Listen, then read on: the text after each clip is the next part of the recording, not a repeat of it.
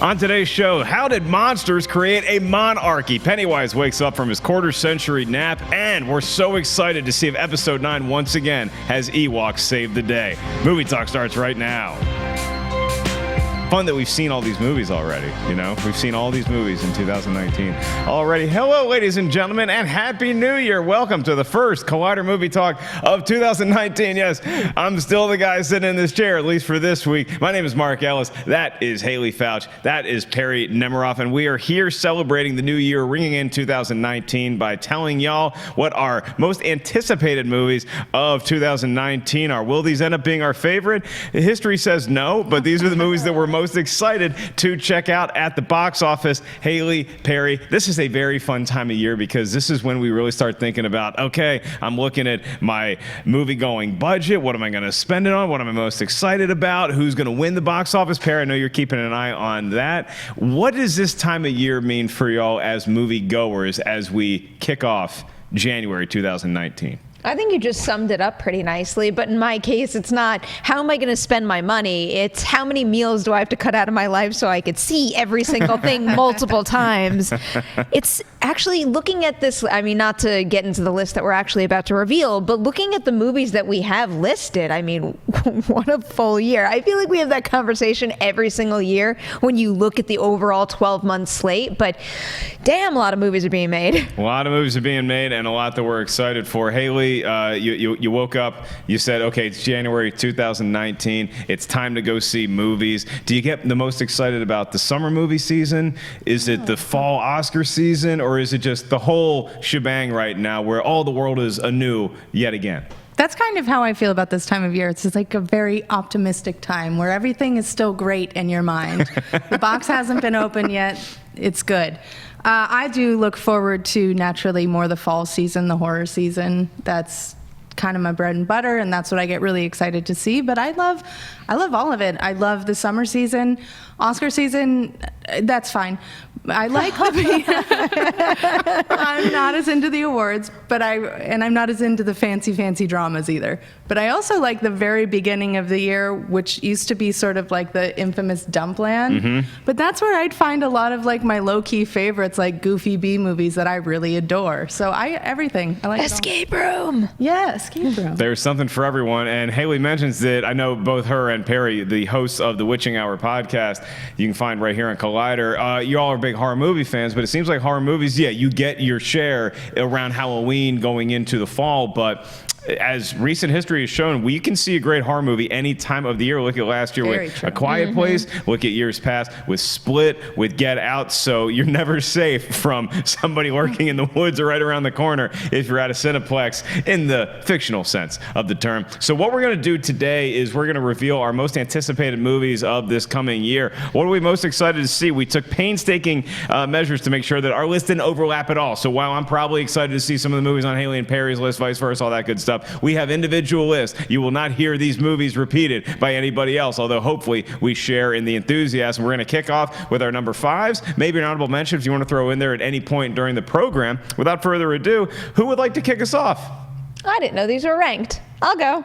I didn't either. Perri, and they did not know they were ranked, yet Perri signs up for the task. Yeah, why not? Well, you didn't have to rank them. I ranked mine because everything's got to have a score, right? I mean, if I go by the order here, I guess my number 5 is The Lion King. There you go. Okay. Yeah, I'm super pumped about The Lion King. It's my favorite Disney animated classic ever. And the fact that Jon Favreau, of all people, is adapting it and using those incredible visual effects to do it has me pretty pumped. And I think that first teaser trailer that they released really just took the best possible step forward for that promotional campaign, especially for someone who loves the original so much, because that taps into so many iconic visuals and obviously the music. It really kind of just got the ball rolling in the best possible way for me. Yeah, whereas with the first images or even the trailer, trailer, the teaser for Aladdin, you can say, well, that leaves a lot of questions, maybe more questions than answers. With the line, for me anyway, Perri. With the Lion King, I think I almost felt spoiled as a moviegoer watching that trailer, because it's like, well, yeah, we expected this because we saw Jungle Book. We know what Favreau can do. This was a given, yet I feel bad just supposing that that's going to be on the table. It's not even just the teaser trailer, though, that I'm kind of obsessed with at this point. I've written up so many things about The Lion King, and I think all we really have is that one teaser poster, and every single time I use it, and it's just blown up on my computer screen. I'm like, wow, look at every single hair on Simba's head. That's insane. Yeah, they looked like they look real. I'm excited to watch the box office prognosticating around this movie because it's going to make so much money, and I don't know if we have a full grasp on how much yet. I think Ellis has a full grasp on how much. I mean, I went 200 million with Beauty and the Beast and almost hit it. And I think you should stick with that number. With Lion King, I'm going... If not higher. Oh, I'm going... Right now, I'll say I'm going above 200 million for this movie. Easy. I think Force Awakens... I'm going to look at what else is coming out that weekend, but I think Force Awakens... I wouldn't say be nervous, but be aware. Be aware that this movie's coming out. There's some other movies coming out that we're about to talk about that might also get the Force out of bed and concerned. Haleigh, Foutch, let's move on to your number 5 movie, or just a movie that you are anticipating. Yeah, the one that was 5th on my list was Knives Out by Rian Johnson. Cool. Who, starting off with a doozy, I suspect. I love what he did with The Last Jedi, and I know that's not a shared opinion, but to speak to that more broadly, I love what he does with genre throughout all his films. I love what he did with sci-fi and Looper. I love what he did with noir and Brick. And even though we don't know much about this new film, Knives Out, we know it's going back to the crime genre, which I'm very excited to see him do. And talk about a cast, like, oh my God, Jamie Lee Curtis, Toni Collette, Chris Evans. It's insane. It goes on and on and on. Michael Shannon, my dude. I'm here for this. I'm very, very excited, and I'm excited to see him make a return to what seems to be a much smaller scale movie. I'm just so interested in the writing process and the creation of this Agatha Christie style mystery for Rian Johnson, Perri, because he wrote this last summer where you could say he was in a social media storm, which basically he has been since The Last Jedi came out. And for somebody a creative type, to be able to block all that criticism out and just be able to be like, you know what, this is going to be my therapy. I'm going to focus on this. It's pretty impressive, pretty inspiring. Yeah, I'm really excited that he's kind of going this route now, and to wipe the slate clean or shake it off in a way, doing something that's purely his own, something where the creative potential is just as wide open and endless as he wants it to be.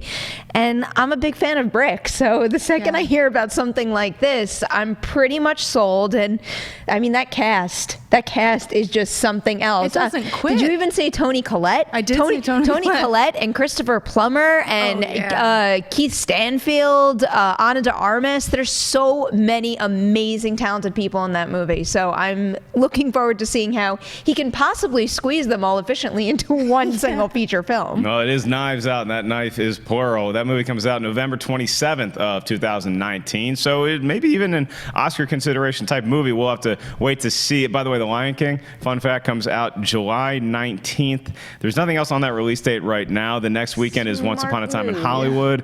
Spider-Man Far From Home is 2 weeks before that. So The Lion King, it's crouching down. It's laying in the weeds right now, and it's ready to pounce on possibly the all-time box office record. Well, I don't think my number 5 movie is going to break any box office records necessarily, but didn't cost that much to make, which is surprising because the name of the movie is Joker. It's the Batman's arch nemesis, Joker, and this one is played by Joaquin Phoenix, directed by Todd Phillips, also starring Robert De Niro. Very interested to see what this movie is. I think anticipation, it's not too strong of a word, but curious universe is the overwhelming feeling I have when I think about this movie, when I see all the images that came out that were leaked, or the leaked footage that, quote, maybe the studio wanted out there anyway to build some sort of excitement for it. I'm there. I'm excited to see what this movie can portend for the future of comic book films, where maybe this does continue to take the baton from Into the Spider-Verse and run with it and say, hey, this is fun to just make comic book movies and not really worry about being tied to some larger universe like the MCU that has 20 some odd movies to all keep track of. This is just a Joker movie in the 80s, and we're going to see what the hell's going on. Don't hold back on those box office predictions, though. This one might break records. I mean, I would actually bet on it. This could easily be, come October 2019, the biggest October release of all time. And at this point in time, October and January, I believe, are the only 2 months without an opening that cracked $100 million. And who knows, with Joaquin Phoenix in one of the most iconic villain roles out there, that could be the combination to push it over that number, especially when we think about how well Venom did this year. I mean, really, just think about, if we could just reverse time, and last year I would say to you, do you think a Venom movie would make more money or a Joker movie would make more money? What would you pick, honestly? I honestly might pick Venom because that was before I started doubting Venom. I doubted Venom once I felt I didn't feel any buzz for it. But pre that, if you just told me Tom Hardy's in a Venom movie and I didn't know if it connected to Spider-Man, what the hell, I probably would have bet Venom. But I understand your point, where it's like I undersold Venom, so you don't want to be the one that undersells the Joker movie as well. The other exciting thing about this film is that it's like our first real look at this new approach that Warner Brothers and DC are taking to this DC universe, something outside of the DCEU, just its own side film based on a character that people love. And that's really exciting, and hopefully will point to a lot of new creative directions they can take their films in. That's right. Well, we're going to have to wait until October to see how that pans out. Should be getting a trailer for that. I would imagine the early part of this year, possibly a teaser. We'll have to wait and see. We're definitely going to have seen some footage of it by the time Haleigh's number 4 movie comes out. Now it is up to you, and that's how we do our little snake draft format here. Haleigh Foutch, your number 4 movie. We skip over Perri. We go to you. Weird. Yeah, that's how I run the ship here. Well, no, technically, wouldn't you have to pick another one? And if then we were goes doing the back to proper Haleigh? snake, yes. But I this know snake my is, draft process this now. snake is more of a sidewinder. I love how obsessed you are with fantasy football. This is so much fun. It's a problem. But Haleigh does get to talk about a certain Tarantino flick. Yes, we talk about a stacked cast. Once upon a time in Hollywood, Tarantino is known for assembling like these insane ensembles, but this has got to be one of his craziest yet. You've got Kurt Russell, Brad Pitt, Leonardo DiCaprio, Dakota Fanning, Al Pacino, Timothy Olyphant, Scoot McNairy, James Marsden, Lorenzo Izzo, Tim Roth. And that's just because I'm running out of breath. Like, it goes on and on and on and on. And I'm very excited. I'm excited to see him make a film about filmmaking, like outright. That's very interesting coming from him. Very curious to see how he handles the trickier real life elements with this Sharon Tate murder in there. We'll see. I can't say I have all the faith in my heart that he's going to keep it classy and nobody's going to be offended. I feel like probably lots of people are going to be offended, but I'm interested to see his vision and his vision of this era of Hollywood that he loves so very much. Yeah, it was a huge bidding war amongst the studios to get the distribution rights for this movie, and when you hear the cast that Haleigh just mentioned, you can understand why, Perri. I mean, this movie, I think it's going to do big things. Maybe not as big as the movie coming out the week before it with The Lion King, but Once Upon a Time in Hollywood certainly going to be on a lot of people's must-see list. I have faith. I mean, it's Quentin Tarantino we're talking about here, and even if we just isolate it to some of his more recent releases, even if maybe I didn't love the movie, he's never kind of dipped below a certain line, especially recently. So I feel like this is just going to be a nice, unique gem to have in the middle of the summer season, and I'm just kind of dying to know what sort of Quentin Tarantino spin we're going to be putting on this story here, because that's what we've been talking about because of the real life events that he's going to be addressing here. Is he going to take an Inglourious Basterds approach to it? Is it something that we can't even think of that is so unique and so wildly him that we couldn't even predict it? I want something. But I will say that even though we haven't seen a teaser trailer or anything at this point, normally, I don't like to put too much stock in images, but there's something about the images that we have seen that just really got me a little more excited than they usually do. Yeah, I told this story a couple months ago now on Movie Talk, where I think I was at a traffic light in Hollywood where they were filming this movie because traffic was stopped and they had cops like stopping the traffic, and you saw these old-timey like late 60s cars driving by and then going back and doing it again. So I think I was witnessing a scene in Once Upon a Time in Hollywood. You're actually in the film. I wouldn't say that. I don't think my 2018 Ford Fusion, a car from the future, or now the past, is wearing your 90s acid wash jean jacket. Yeah, I know. Well, I think this probably isn't quite 60s yet. This is like if Marty McFly went back to 1955 from 1985. My number 4 movie is technically, I think, the 6th, 7th, 8th movie. It's Terminator 2.5. That's the movie I'm excited about because if you take a cue from recent flicks like Halloween, where it said, hey, it's adorable, you made all those sequels, we're just going to pick up from where the original one left off. The new Terminator movie that brings back Linda Hamilton and Arnold Schwarzenegger and has a new cast to complement them is going to be picking up right from where Terminator 2 Judgment Day left off. I know Christian Harloff loves the first Terminator to death. Fine. Terminator 2 is a superior movie in every way, in my humble opinion. So I'm so excited to see what you can do with this if you just retcon everything else that was hit or miss at best. James Cameron, once again, giving this his endorsement. I don't put a lot of stock in that, but I do put stock in Tim Miller's ability to say, hey, okay, I see what you tried to do with Rise of the Machines, all these other movies. I'm going to do it my way. And having Linda Hamilton come back as Sarah Connor, an older, veteran, seasoned Sarah Connor who's seen some stuff and can still kick some ass, kind of reminds me of Jamie Lee Curtis in the new Halloween movie. So this one actually has its work cut out for me. For me. I love the first Terminator and the second one, but when you add in all the other movies we've gotten, I think I have lost that desire to have a Terminator movie no matter what. I know some people feel, I mean, we were talking about Jurassic World Fallen Kingdom a little earlier.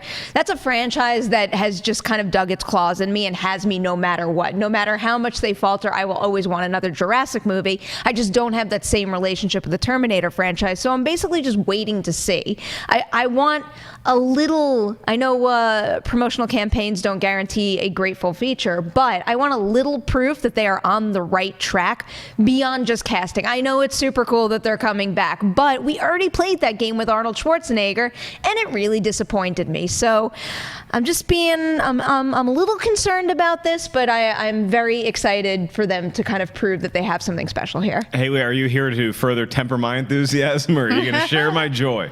I think I'm maybe pitched somewhere in between. Okay. Which is this, she's right, this franchise does not have the best follow-through rate. Agreed on this, this guy's, yeah. But the talent involved does make me interested. Tim Miller makes me interested. Everything, it seems right, but I'm not as excited as you. I'm more like, yes, but prove yourself. I think that once we see a trailer for this one, maybe more so than any other film on any of our lists, we're going to be watching that Terminator one like, all right, what are you going to do? Because some of these films, we know we're going to get a certain level of quality, and other ones are kind of question marks. And Terminator, built-in franchise, I want to see what you do, picking up from T2 Judgment Day when we saw Arnold do this. Where do we go from there? Perri, Nemiroff, now you're 4 to close us out on this slate. All right, so my next one is Jordan Peele's Us. And even though I'm kind of ruining the illusion here, I feel like it's important to point out that when we are recording this episode of Movie Talk, we will not have seen the trailer yet. But by the time you see this episode, you will have seen the trailer. It is New Year's Day. Do not listen to Perri. It is actually New Year's Day. Happy New Year, everybody. I have, speaking of having faith in a project, I have all the faith in the world in this one. I just really feel good about Jordan Peele just taking everything we got from Get Out and just keeping the bar just that high, if not raising it. He just comes across like the kind of person who doesn't want to just make a movie to make a movie and wow audiences, but he's got this extra layer to it that is really important to him. And when you look at the cast that he has for this, I mean, I'm a huge fan of Elizabeth Moss for a number of reasons. Obviously, she's crushing it in Handmaid's Tale right now, but Lupita Nyong'o and Winston Duke. Winston freaking Duke. I've been watching way too much Black Panther lately, and every single time I watch it, I'm like, why isn't M'Baku getting even more love than he has already been given since that movie comes out? She's fantastic too, but I'm just on an M'Baku kick recently. It's one could be forgiven for being on an M'Baku kick, Thank and you. I think that this movie, the talent involved, just the mystery that still surrounds, at least for us here on the table as of today, what this movie is going to be. I got some scissors in the mail. That's all I know. Nice. And I'm very pumped to see what Jordan Peele brings to the table. Not just from Get Out, but also it's like this is the guy that's going to be continuing on the incredible legacy of the Twilight Zone. So what does he have in store for us with us?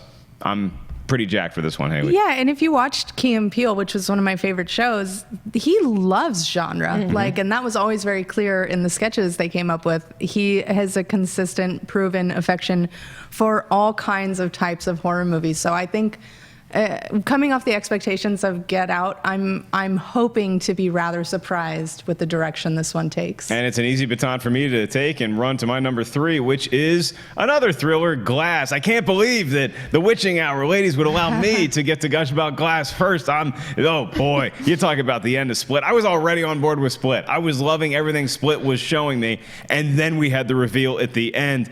Holy crap, what a cool thing that you just don't think you're going to get to experience in movies in this day and age of everything's out there and all the plot details are leaked. We know everything about every production. We didn't know that. And I don't know what we're going to get with Glass, but I know it's going to be something special. M. Night Shyamalan showing the Ellis' fastball back. Glass certainly at the top of the list. Please, please, please, M. Night, continue your upward trend. I am begging you. I'm so excited for this movie. I'm so excited to see the three of them come together. And then add in yet another one of my favorite people in this industry, Sarah Paulson. Seriously, if Sarah Paulson and Winston Duke made a movie together, I think I would just melt.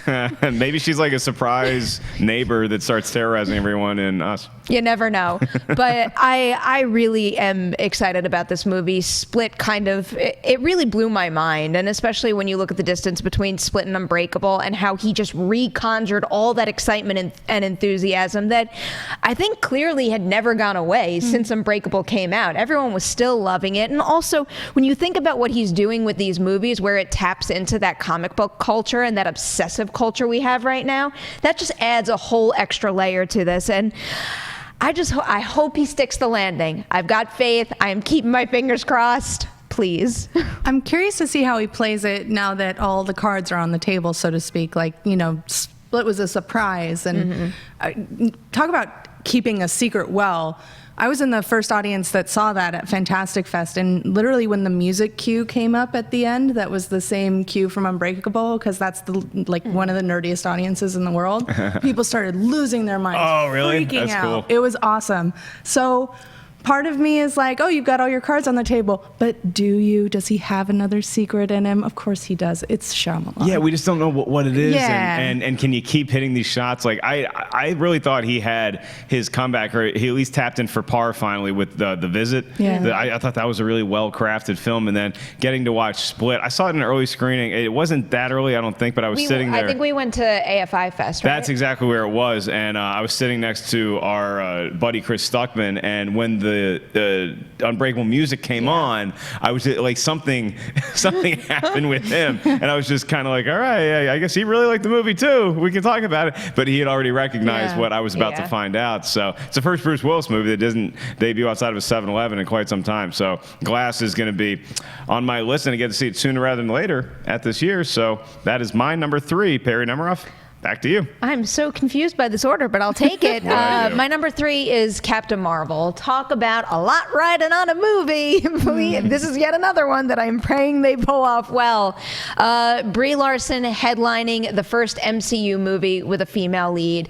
That is a big deal. Of course, I want to hit the point in time where we don't have to talk about it in that respect. But right now, when you do, it is a big deal, and I think we should celebrate that. So now it's just about keeping that quality high, and also the importance of how it's going to affect the MCU going forward too. Captain Marvel presumably will play a big part when maybe we have to say goodbye to some of the mainstays, and she's going to fill one of those voids, and that's a really big deal. So having her introduced in her own movie, it is pivotal that it pans out pretty well. Here, and I think from the trailers, she's able to carry franchises on those shoulders, not just her own, or maybe not even just what you're looking at with continuing from Infinity War into Endgame, but it's also, look, Guardians of the Galaxy 3 was going to be a movie that ushers us forward into the next phase of the MCU, and that's not on the table right now. That movie's been delayed for obvious reasons. So I think Captain Marvel now may be looked at as one of the movies that is going to be like, hey, this is how we introduce all these new concepts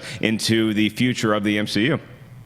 Agreed. You guys kind of said everything I wanted to say, to be honest. That's what we do on this show. We just gush and talk and get Haleigh, excited. Sam Jackson and the cat. Come on.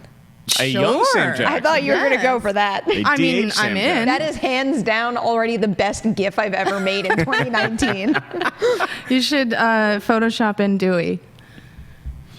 I don't know if I'm that talented, but I know that you are. If someone else can help me with that, I would love that. Putting the Dewey signal out. Can somebody help our deputy get into the Captain Marvel gift that Perri is working so hard on? All right, Haleigh, now we go to your number 3, and you're going to close out the third most anticipated movies on each list. Am I? Good to know, because I don't know what's happening. I'm here to keep score. That's all I do. Excellent. Yes, John Wick 3, which I couldn't be more excited about. Talk about a franchise that came out of nowhere and just captivated everyone and then held consistency in a sequel, which the more I watch 2, I start to go, is it better than 1? Really? Okay. Yeah, the more I watch it. At first I thought hard no, but I think maybe. I'm so excited to see where they take the mythology now.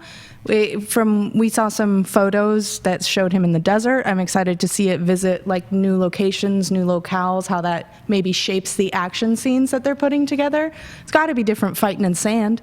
That's hard. Ask Van Damme's character from Bloodsport. It is a totally, Yes. if you're not used to it, don't get it in your eyes. Watch your eyes, yes. I'm very excited. I love that we have this late career Keanu Reeves phase. That I love it. I can't wait. And now Halle Berry joining him. And Yeah. I mean, she's in the desert shot as well, Perri. So some stuff to debate as to what her role is going to be exactly in this movie. I don't know. I mean, what I do know is I much prefer John Wick 2 to the first one because the 2 does not have the whole first act from the first movie, are which I am correct not capable. I will never forget when John Wick first came out and our good old Steve Frosty Weintraub, he kept telling me, you have to watch this movie. And I refused to watch it because I knew the premise. I knew what happened to the puppy. And then finally I caved and I watched it. And I texted Steve, I'm like, I hate you. I was in tears the entire time. But, they really delivered so big with that character and that world that they've already built and are continuing to build with this one that... To say that I'm thankful I sucked it up and got it through that first act so I can enjoy the rest of John Wick, that's really saying something coming from me. Yeah, and look, it's not worth it. Nothing is worth it, but I do love that scene in the first movie when I guess the head henchman finds out that Alfie Allen killed John Wick's dog, and he just gives this eye roll like, my kid killed his dog. Like, he knows he's screwed. Yeah. He's like, he killed his dog. That's like the one thing you don't do. Do anything else to John Wick, just don't kill his dog. Very funny scene, but again, we paid a high price for that. All right, we move on to our number 2 most anticipated movies of the year. Do y'all know who's up? I'm up, right? Yeah, very good. I think I've semi-figured out what's happening here. I'm not.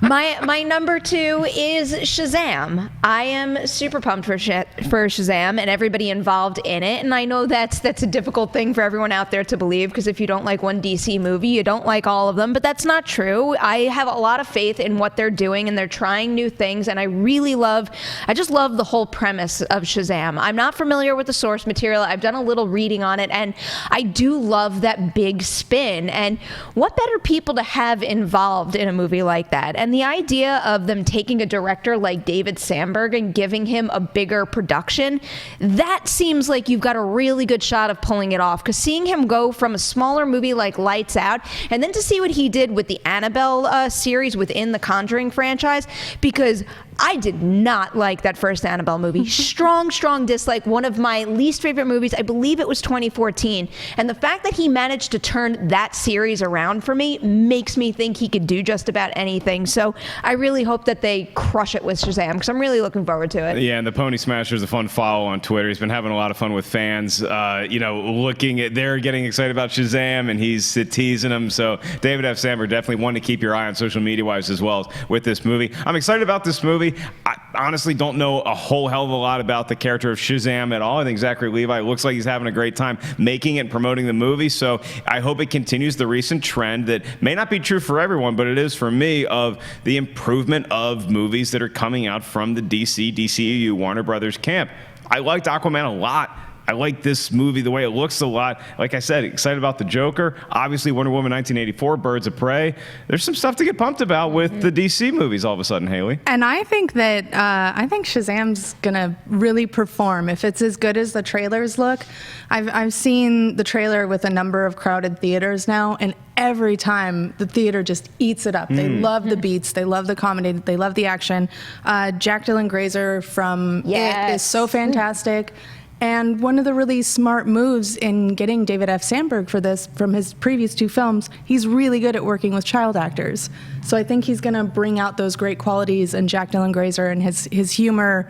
I'm just really excited, and I think it has a potential to be like this sleeper that comes in and steals the box office for a while. One of the reasons why the crowd was probably so enthralled with it watching the previews is because they were warmed up by seeing Perri Nemiroff on the big screen. I still haven't seen that I haven't yet. either, and I keep... I'm so embarrassed. I'm excited. I'm embarrassed I haven't seen it yet. I only saw it because I took Nana to see it. And it made her really happy, and I feel like that made me even happier. Was not even getting to see it with my own eyes, but watching her as she watched it. Of course. See, I want to see Nana do the promo too, though. I think you should get one. I think every Nemiroff does. Mama Nemiroff, your sister. I think Dewey. Everybody deserves some Dewey. sort of. Oh, that would be a dream come true. Trailer promo. We need more Nemiroffs at the movie theaters. That is a sentiment we can all agree with. Okay, Haleigh, your number 2 is a movie I have not heard of. What? I don't think I have. Mark. Okay. Educate me. Velvet Buzzsaw. It is the new movie from Dan Gilroy, who wrote and directed Nightcrawler. I have. Okay. I got you. I knew it. Took me a minute. Yes, so he's reteaming with Jake Gyllenhaal for this one, which is rather mysterious. The plot isn't out there so much, but it's like a thriller set in the Los Angeles art world, which sounds fun and weird. And it's got Renee Russo again, who I love, and we should have more of her always. Another one with Toni Collette. Thank you. Billy Magnuson, who just keeps stealing more and more films. I love this. John Malkovich, Daveed Diggs. Hamilton fan in me will always be excited about Daveed Diggs. I'm just fascinated. I love Nightcrawler. That's one of the films of the last few years that really, truly took me by surprise. Introduced this new filmmaking talent in Dan Gilroy, who had written many scripts, but this was his directorial debut, and what a strong one. I didn't love his second directorial work, which was Esquire. Yeah, the name is escaping Israel me as Esquire you brought it up. or something. Roman J. Roman, Israel thank you. Esquire. Yeah. Yes, Denzel. that old chestnut Yeah. did not. I didn't love it. I didn't hate it, but him reuniting with Jake Gyllenhaal makes me excited because they did such transformative work together. And Renee Russo too. I believe that's his wife. Some websites have this movie. That helps, certainly. To kind of kick the script around at night. I think that this movie's coming out early in 2019. Is it February? It's having its world premiere at Sundance. Yes. Okay, good. So that's the plan for January, and fingers crossed I get to see it. Yeah. I mean, I believe I'm officially going to Sundance Are you now. going to Sundance? Yeah, I am going to Sundance. Well, that's what happens when you're on the big screen. We booked the flight, so it's a done deal. I will be there. Who knows what I'll be able to catch and what I won't, because there's a ton of movies playing there, but that's definitely one I have my eye on. Are you there just to watch movies, or do you have to interview people and all that other stuff? Because sometimes you go to film fest. I know Christian went to Sundance a couple of years ago. He saw one movie in like 10 days because he had to interview everybody. I will not let that happen. I don't know what my priorities are supposed to be there, but what I've heard around the office, interviews and the Midnighters. Yeah, Midnighters. I can't wait. Nobody loves staying up past midnight more. Perry's like a 10-year-old. Nothing brings me more joy than going to a film festival and not getting back to the Airbnb until like 3-4 in the morning. Yeah, I'm ready to be. So after that last set, I am sleeping until noon. Okay, so Velvet Buzzsaw, the movie we think comes out earlier in the year. At least Perry's going to get to see it before everybody else, as is per usual. Talk about number 2s and. Can I predict who's supposed to go next? Yeah. Are you going next? It has to be you, right? You've already done your number I'm just making sure I'm making sense of this ordering here. This is not. I don't think this is like some sort of finger trap where you gotta like. That's what it. This isn't some deep riddle like. that I buried in there, or is it? My number 2 is Avengers Endgame. Again, I'm shocked that my panelists who they're really here to make me look a little bit, just competent because you guys are so good with the knowledge and you guys love movies so much. The fact that y'all let me open with Avengers Endgame. Come on. Who doesn't want to see this? Who's not going to see Avengers? You're going to see it. You can hate the end. You got to see how it ends. You got to see how it begins again for some people. Do they get snapped back into consciousness? Do we get to see him again? What happens in Avengers Endgame? I was not the biggest fan of Avengers Infinity War. It doesn't mean I didn't like the movie. I was a huge fan of the movie. I just didn't love it. But man, that ending made me have to come back and see what the hell we're going to get with Endgame. Who's going to survive? Who's going to go? Who's going to stay? Will they harm one hair on that sweet rabbit's head? Avengers Endgame. It's going to be, I think, a sizable box office, Haleigh. Yeah, it'll do a little. It's going to do okay. I of course, I'm excited. The reason it wasn't on my list is because I knew it had to be on somebody's, and therefore I could include things like Velvet Buzzsaw. There you go. Yeah, that's fair. Yes, of course, I'm excited. I, like you, am not overwhelmed in my love for Infinity War, though I do like it more the more I watch it. Mm-hmm. My main problem with it is just personally for me, Thanos doesn't work. I don't find him all that interesting. So his scenes are a bit dry to me. And I know for many he's their favorite MCU villain, and I'm so happy for you, but not for me. So what makes me really excited about Endgame is that it's not his movie. Like they said over and over that Infinity War was Thanos' movie. This is the farewell to the original team of the Avengers more. That I'm really more excited to see. I'm just excited to see a man at peace with his accomplishments in Thanos at the beginning of Endgame because he's got all that Farming his heart vegetation. out. He's just walking around. He's going for morning hikes. He's looking at the flowers. God, I wish the guy well. He had a dream. He achieved it. He's and now efficient. He's just sitting back. He's efficiency is a great way to describe Thanos. He cut some of the riffraff out of the universe, and now everybody gets to eat more. Perri. I am so excited for this movie. I did really like Infinity War, but even more than the movie itself, I just loved the whole communal vibe of just everybody who loves these Marvel Cinematic Universe movies kind of coming together when the movie came out, and how many times everybody saw it. And it was this never-ending discussion, whether we're talking about predicting things for the future, picking your favorite part, reacting to how you felt when you saw the snap for the first time. There was just so much to talk about, and it just felt like a really good time of 2018 where there was like a couple of weeks where we all just loved together, or at least most people there. It felt like it was a little more of a positive vibe than I think we're used to, where everybody was kind of just super into Infinity War, and I'm really hopeful that they'll keep the bar that high with Endgame, and they're gonna really,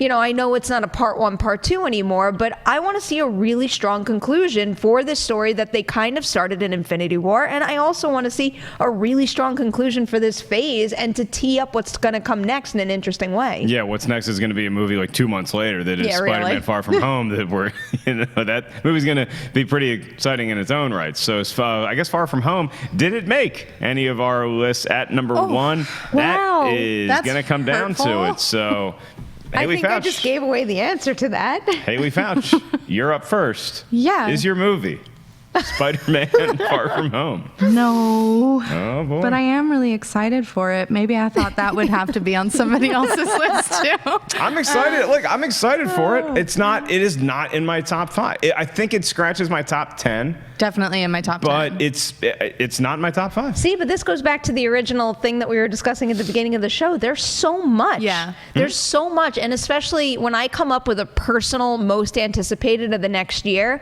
it's only natural for me to spread the love in terms of, big action superhero movies, my horror movies, a couple little indies that I've got a lot of hope for. So I feel like that might be why this happened. Yeah, you feel it's like, okay, so if I have like Avengers Endgame and Captain Marvel like here, right? Then it's like, okay, am I going to put Spider-Man here, or am I going to put something like Knives Out, where it's just such a different kind of tone? So Spider-Man Far From Home. Spider-Man, if you're watching this right now, you can go ahead and take off, but you're an honorable mention on all of our lists, so you have that to keep you warm at night if you can be kept warm because you're kind of in the ether right now. So Haleigh Foutch, I digress. Your number 1 most anticipated movie of this entire year is? Godzilla! Woo! I'm so excited.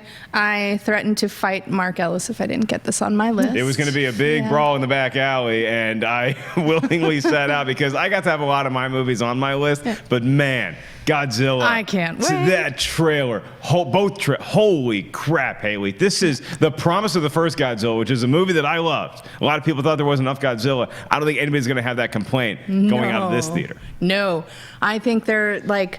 If anything, people are going to be like, too many monsters. It's too much monsters, which is... Said no one ever. It might happen. Someone on the internet will find a way. Give me more Aaron Taylor Johnson. Yeah. No, that's not going to happen. But I am a huge fan of these giant monster movies. I have a little Godzilla. I love them. I cannot wait to see what Mike Dougherty brings to the table. I'm such a fan of his work in horror with Trick or Treat and even Krampus, which I think is super underrated. Mm-hmm. I love this. I love the designs that we've seen so far in the trailers, on the posters. It looks beautiful. They look scary. And will Mike Dougherty have the same approach to the sense of awe and scale that we got from the first Godzilla movie? Probably not. I think that's a particular gift of Gareth Edwards. However, his approach looks super up my alley, which is just giant monsters beating the hell out of each other. Yeah, and I did. I mean, I joked, but I liked Aaron Taylor Johnson and Elizabeth Olsen, and I thought they were great in the first one. I think my favorite line in the newer trailer, is Ken Watanabe saying, they're like, oh, what, so Godzilla's our pet? It's like, no. We're Godzilla's pets. Perri. I love that. You get Ghidorah, you get Mothra, you just get Rodan. There's so many great monsters, and Godzilla should be the king of them all until they wake up that tiny little primate that's taking a nap on Skull Island. That's maybe what I'm most anticipating about one of my most anticipated movies is there's got to be some sort of post-credit scene that involves... Okay, I'm sorry. I'm getting too excited. You can go ahead and talk. When we're talking about personal most anticipated, this has been slowly creeping up my list because I feel like the last time we talked about a trailer, I'm like, cool, but you got a little work to do because the last movie, Kong Skull Island, I really liked half of it. The human part did nothing for me, but anything that focused on Kong, I'm like, this is brilliant stuff. So going into this one, I was a little unsure. I'm a huge fan, obviously, of Dougherty. I'm very happy to know that you're a Krampus fan because I thought I was one of very few. I'll give it a rewatch. It left me a little. I was pumped for it. I wanted this to be the next Gremlins with a horror movie that has tinges of comedy, and it just something missed for me. But I'll give it another shot. Not the first time I've heard that, so I get it. But I'm really excited for the directors they keep lining up for this. And actually, when I look at this list too, and all the potential we have next year, it's just really exciting to see genre filmmakers kind of rise to the top. We obviously just had James Wan take Aquaman. We're talking about David F. Sandberg for Shazam. Now look at this entire franchise going from Gareth Edwards, who had monsters, to Jordan Vogt Roberts, maybe not genre there, but Dougherty with Trick or Treat and Krampus. And then after him, it's Adam Wingard. So I feel like they're starting to craft movies that are maybe directed towards someone with a certain taste, and that's the vibe I get from the latest trailer. So I'm getting there. Isn't that interesting? Pretty excited. That you look at Kong Skull Island and you see a lot of the complaints like, hey, we loved everything with Kong, the humans, and not so much. Godzilla, maybe focus too much on humans. You just hope Michael Dougherty was sitting on the set of Krampus or after Krampus came out. He's got his little notepad and he's seeing all these notes and he's being like, yeah, maybe just more monsters and maybe that's all we need.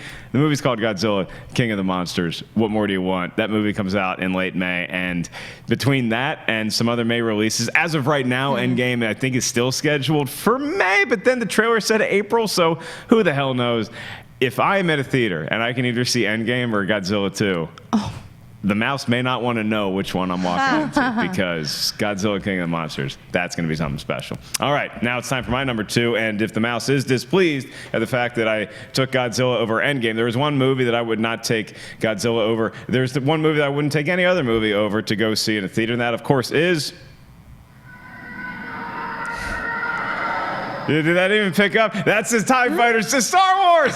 It's back! Oh, God, it's been so long since we've seen you. Star Wars. God, we thought we'd get one at Christmas, but then Solo came out a day after The Last Jedi, and now we've just been in this bleak period, which, in all fairness, I do, more than most people, enjoy the tantric build-up to a Star Wars movie. I want a lot of time. I want a lot of space. I want a lot of waiting, anticipation. That's what we have with Episode 9. There's some behind-the-scenes shifting. There's some unfortunate, the fact that we can't have Carrie Fisher in this movie, the fact that J.J. Abrams is now coming back to direct it. There's been a whole lot of shakeups on this movie, but now it seems like everything is on course to get some sort of footage, to get announcements leading into Star Wars Celebration in April, where I'm going to be doing stand-up comedy that weekend. And then December 2019, Episode 9 comes out. There's a reason why I play that TIE Fighter sound effect, because maybe even more so than a lightsaber igniting, I will never, ever forget sitting in the Charlotte airport when the first teaser debuted for The Force Awakens. And I watched that thing 35 times, and it would have been 36, but my next plane had to take off.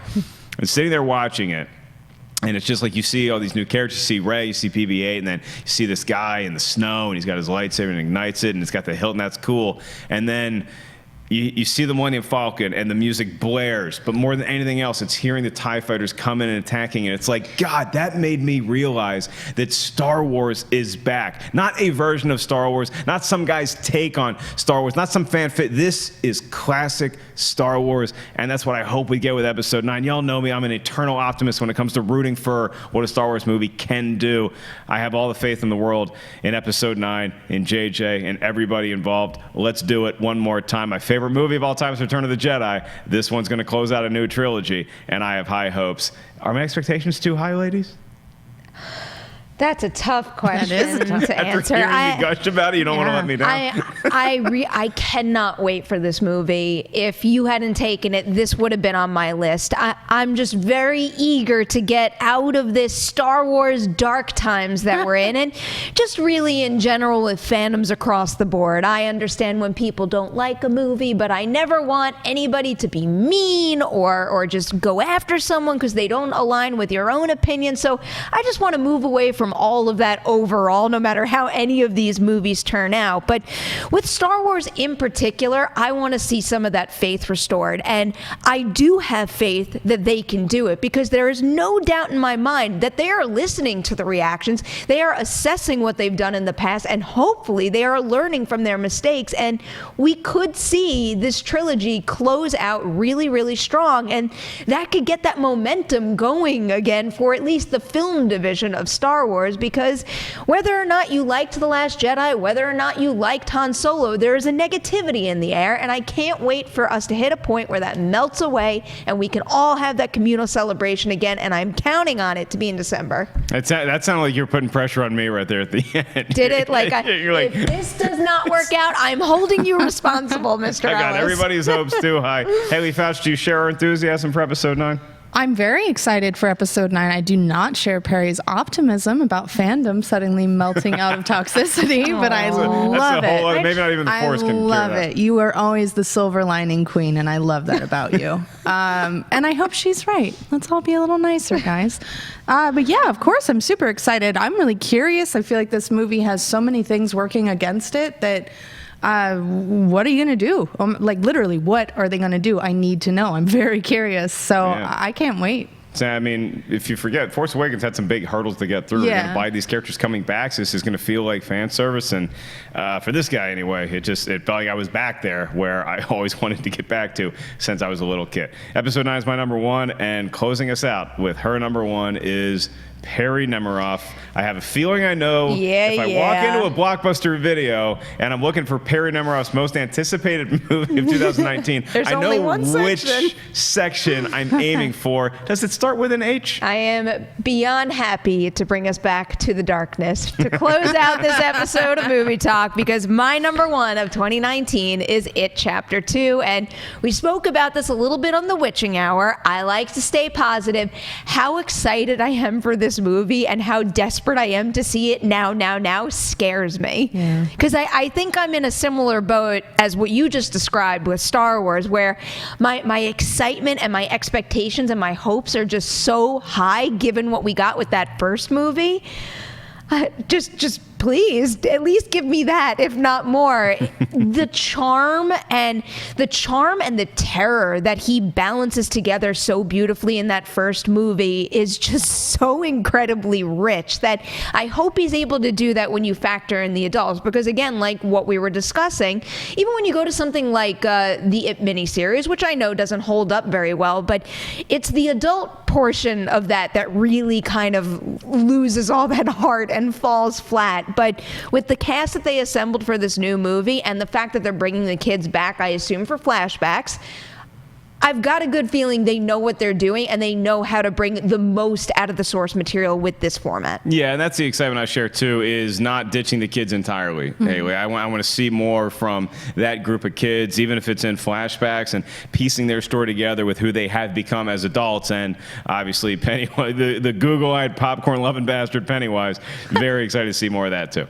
I'm so excited to see Pennywise act with adults, and I've said this before, but like, it's scarier with kids inherently, but I want to see him be super terrifying, like in Bill Hader's face, and see how that reads. Well, I think it's scarier to me now, Pennywise as an adult, because I'm an adult. So it's like, you see what Pennywise can do to the kids, and you're like, well, he's not going to be trying to get me to come into the sewer, because I'm a big, tough adult. I don't know what he's going to do to the adults, but I know it's going to keep me up at night. Yeah, it's going to probably be super scary. That's what he does best. That's another thing I'm thrilled. I love the way that Andy Muschietti makes set pieces, and I want to see what else he has in mind. The restaurant scene. Yeah. I want him to nail that in particular so badly. Sounds like you guys read some sort of manuscript. There's a very quick read book that you can check out. I don't believe that. It's a really swift 44-hour audiobook if you're interested too. Well, speaking of swift, we are going to close up shop here on our most anticipated, but not before we give you our top 5 most anticipated movies